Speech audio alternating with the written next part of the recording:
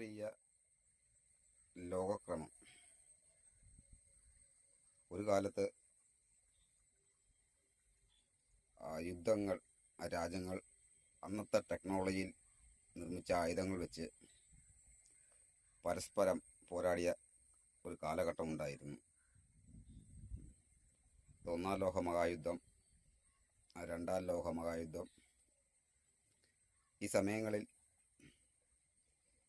അതാത് രാജ്യങ്ങൾ ഇന്നത്തെ പോലെ ശക്തമായ രാഷ്ട്രങ്ങൾ കുറവായതുകൊണ്ട് മറ്റ് രാജ്യങ്ങളെ പിടിച്ചടക്കുക, പ്രകൃതിയിലെ സ്വത്തുകൾ ധാരാളം ഉള്ള സമയമായിരുന്നു. ആ സ്വത്തുക്കൾക്ക് വേണ്ടി യുദ്ധം ചെയ്യുകയും അത് പല നാടുകളും കടന്ന് രക്തച്ചൊരിച്ചിലായി അന്ന് ഇന്ത്യയും ബ്രിട്ടീഷുകാരെ ഭരണത്തിൽ കീഴിലായിരുന്നു. ആ യുദ്ധ സമയങ്ങളിലൊക്കെ ടെക്നോളജി ഇത്ര വികസിച്ചിട്ടില്ലായിരുന്നു. പക്ഷേ എന്തു പറയാം, ഇസ്ലാമിക രാഷ്ട്രങ്ങൾ അന്നും അവർക്കൊരു കൂട്ടായ്മ ഉണ്ടായിരുന്നു. ക്രിസ്ത്യാനി രാഷ്ട്രങ്ങൾ അവർക്കൊരു ശക്തമായ കൂട്ടായ്മ ഉണ്ടായിരുന്നു. ഏഷ്യൻ, ആഫ്രിക്കൻ രാജ്യങ്ങൾ, പ്രത്യേകിച്ച് ആഫ്രിക്കൻ രാജ്യങ്ങൾ കാര്യം പറയുമ്പോഴത്തേന് പട്ടിണി, കറുത്ത വർഗ്ഗക്കാർ, അവർക്ക് അതിനുള്ള കാര്യങ്ങളോ ഒന്നുമില്ല. വനങ്ങൾ സംബന്ധപ്പെട്ട് ഒക്കെ കഴിക്കുമായിരുന്നു. മറ്റുള്ള ബിസിനസ്സിനോ കാര്യങ്ങളോ ഒന്നും ഒരു സാധ്യതയും കുറവുള്ള സമയമായിരുന്നു. അവർക്കൊരു ഒത്തൊരുമയില്ല. കാരണം അവർ ഓരോ രാജ്യത്തിൻ്റെ രീതി അനുസരിച്ച് മറ്റ് രാജ്യമായിട്ട്, മറ്റ് ജനങ്ങളുമായിട്ടോ ഒരു കണക്റ്റ് ഇല്ലാതെ ഉള്ളൊരു കാലഘട്ടമായിരുന്നു. അതുകൊണ്ടാണ് ആ രാജ്യങ്ങൾ യുദ്ധത്തിന് ശേഷവും യുദ്ധത്തിൻ്റെ മുമ്പും ഒരുവിധ പുരോഗമനം ഉണ്ടായിട്ടില്ല.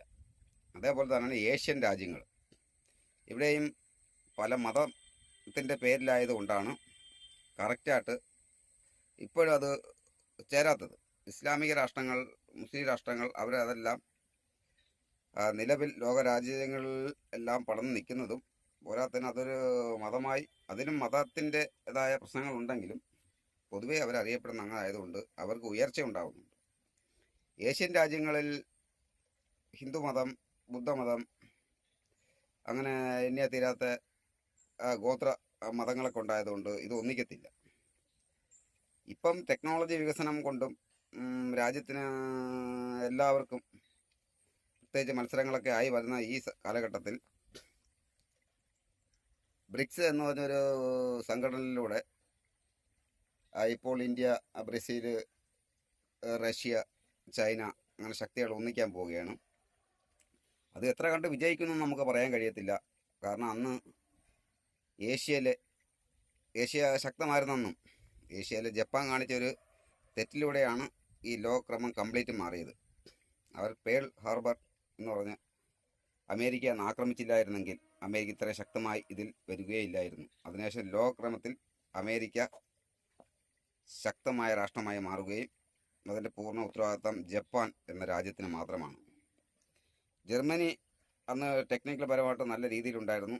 അവരെ റോക്കറ്റ് സാങ്കേതിക വിദ്യകൾ മറ്റു രാജ്യങ്ങൾ കൊണ്ടുപോവുകയും അതിൽ നിന്നാണ് ഇന്ന് ഈ കാണുന്നതിൻ്റെ മിസൈലിൻ്റെ എല്ലാത്തിൻ്റെ ടെക്നിക്കൽ പരമായ കാര്യങ്ങൾ കൊണ്ടുവന്നത്. ഇപ്പോഴത്തെ കാലഘട്ടത്തിൽ അമേരിക്കയ്ക്ക് ഇനി വലുതായിട്ട് മുന്നേറാൻ കഴിയത്തില്ല. കാരണം രാജ്യങ്ങളിലൊക്കെ ടെക്നിക്കൽ പരമായും ടെക്നോളജിയിലും മുൻപന്തിയിലാണ്.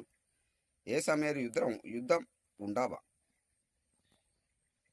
അതിൻ്റെ വീഡിയോകൾ അടുത്ത പാർട്ടിൽ പറയുന്നതായിരിക്കും. SK Kerala India.